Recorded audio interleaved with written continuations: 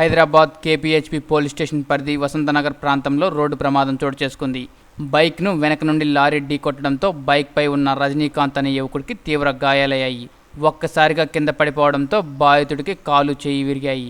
సమాచారం అందుకున్న పోలీసులు బాధితుడిని హైదర్నగర్లోని ల్యాండ్ మార్క్ ఆసుపత్రికి తరలించి వైద్యం అందిస్తున్నట్లు, అలాగే ప్రమాదానికి గురైన లారీ డ్రైవర్ను అదుపులోకి తీసుకొని లారీని స్వాధీనం చేసుకున్నట్లు తెలిపారు.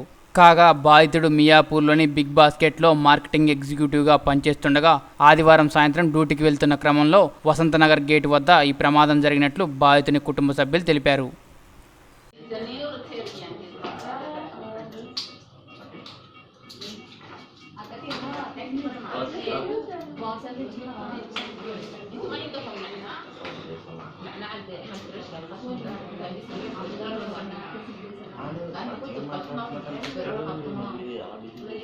కేవలం రాజశేఖర్ సారా ఫోన్లో మాత్రం తేడా తిట్టేస్తాడు డైరెక్ట్.